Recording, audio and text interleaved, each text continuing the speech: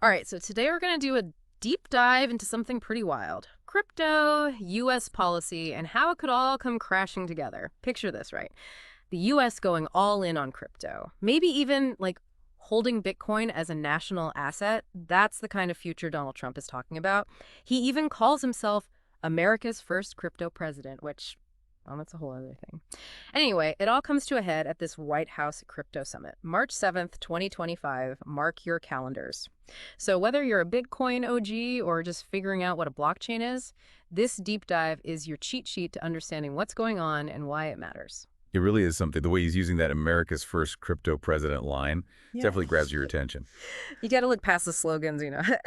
Well, what are his actual policies? Is this a real change of heart or just like a political game, especially when you think about how much pushback there's been from like traditional banks and Yeah. regulator? Yeah, a lot of history there. Yeah. So what's the point of this summit then? Is it just a crypto fan club meetup, or is there like a bigger strategy at play? Officially, it's about making the U.S. the top dog in blockchain tech and digital assets. They're saying it'll be this massive gathering of like the biggest names in the game, Elon Musk, CZ from Binance, Michael Saylor, all those guys, all in one room trying to figure out the future of crypto in the U.S. And then there's Bo Hines, Trump's crypto advisor. Lots of people are watching him closely, waiting to see what specific policy changes he might push for. Wow, that's a serious lineup. You mentioned policy changes, and I know one of the hot button issues is crypto regulation. I've heard Trump saying he wants to loosen things up, to get more investment flowing in. But what could actually happen if he does that? Like, what are the good and bad things that could come out of it? That's where it gets really interesting. Less regulation could definitely lead to like way more people using crypto and a ton of new ideas in the space. Imagine a bunch of new startups popping up, platforms that are easier to use, maybe even like government programs to help regular people understand crypto. That could make it much easier for everyone to get involved. Right. But it's not all going to be smooth sailing, right? Yeah. You also have to think about the market getting more volatile, prices going up and down like crazy, and we need strong protections for consumers so people don't get ripped off. So it's like walking a tightrope, right?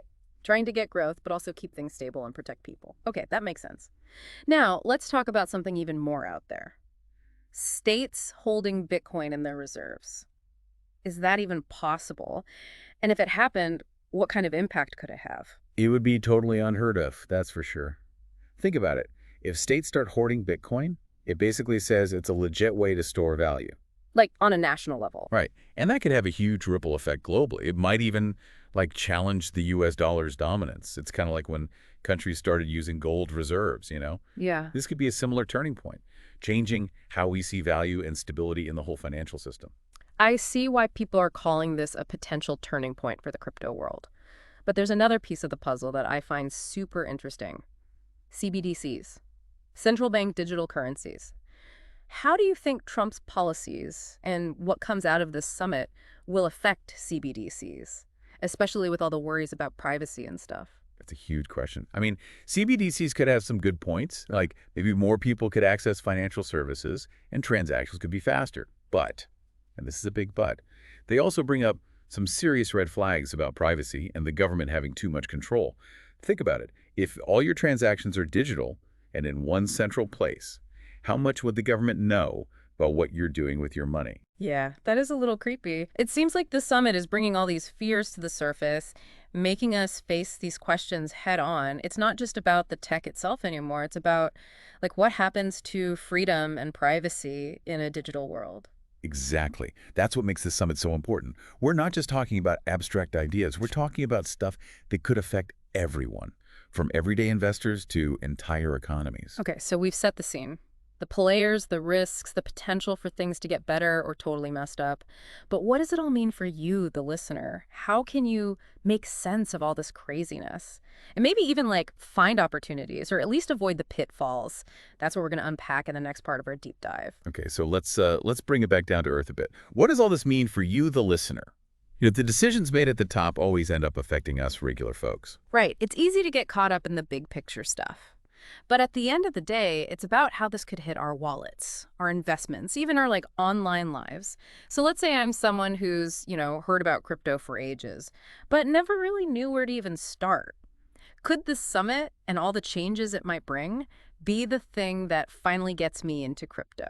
A lot of people are probably asking themselves that right now. One thing that could happen is the summit could make crypto a lot easier for normal people to use. Imagine, like simpler exchanges, clearer rules about investing, maybe even like government programs to teach people about crypto. That can make it way easier for anyone to get started. Okay, that sounds promising. But what about the other side of the coin? What if things go bad after the summit? What kind of risks should I be thinking about before I jump in? Yeah, you got to be careful. Like we said before, stricter rules or just like bad vibes coming out of the summit could make the market go crazy. And remember, crypto is still pretty new compared to like stocks or bonds, so it's naturally riskier. So, like, don't put all your eggs in one basket, right? That old saying applies here, too. Definitely. Diversification is key, no matter what you're investing in.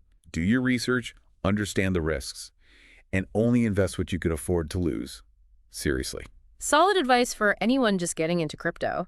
But what about people who are already in the game? People who've been holding Bitcoin or trading altcoins for a while? What should they be paying attention to as this summit goes down? For the pros, it's all about the details, like what are the proposed tax rules, what's the stance on stablecoins and DeFi, and of course, how serious are they about Bitcoin maybe becoming a national asset?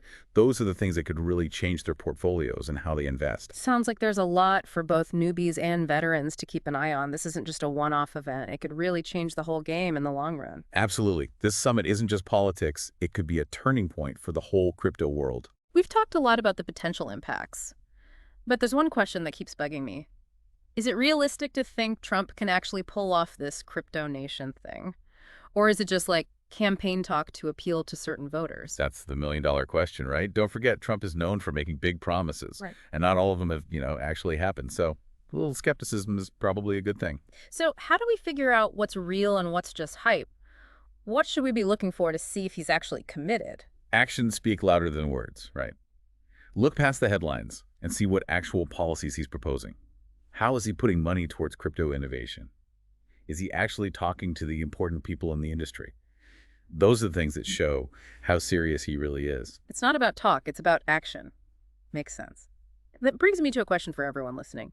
How do you think this summit will change the future of crypto? And how will it affect you? It's time for some soul searching, right? Does this event fit with your values, your financial goals, your vision for the future? Do you believe in crypto's potential to change the world? Or are you more skeptical? It's about making informed choices that work for you. We're all kind of standing at the edge of this new frontier, trying to decide whether to jump in. This deep dive has definitely given me a lot to think about. I'm glad to hear that. And as we wrap up this part, I want to leave our listeners with one last thought. Go for it. Whether the summit is a big success or a total flop, it's clear that it's made crypto a major topic in politics. It's not just something nerds talk about online anymore. It's being discussed at the highest levels of government. And that's a big deal. It's front and center on the world stage. Exactly. And that means we all have a part to play in shaping the future of this tech.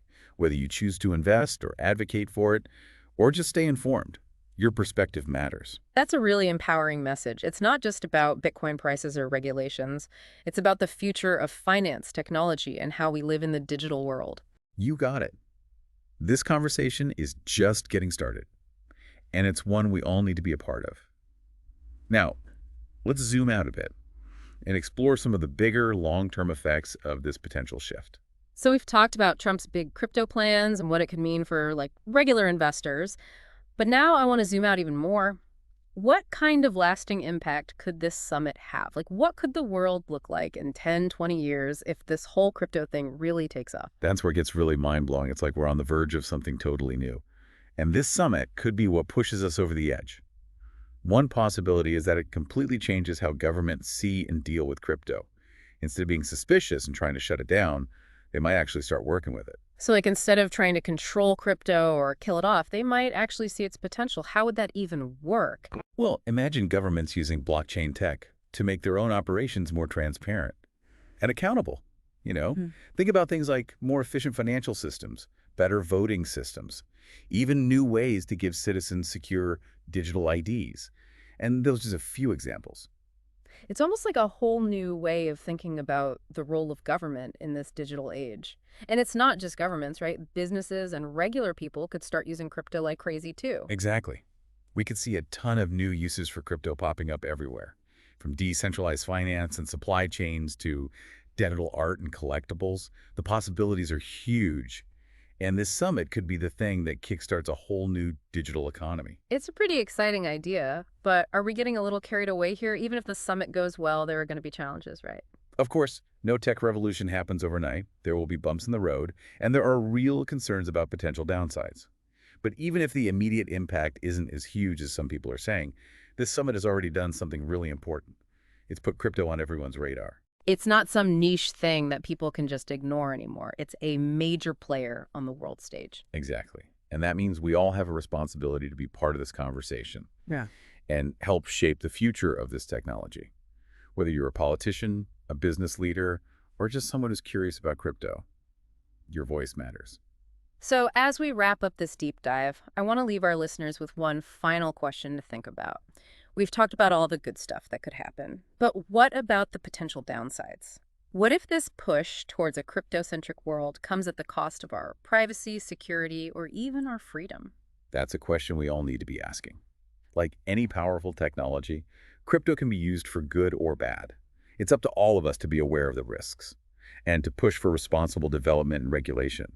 We need to make sure this technology empowers people, not controls them. Well said. As we move into this uncharted territory, it's crucial to stay informed, stay engaged, and most importantly, make sure the future of crypto benefits everyone. Couldn't agree more. This is just the start of a long and complicated journey, and we need to take it together with open minds and a shared goal of creating a better future. That's a powerful message, and one I hope our listeners will keep in mind as they keep exploring the world of crypto. Thanks for joining us on this deep dive. Until next time, stay curious, stay informed, and stay engaged.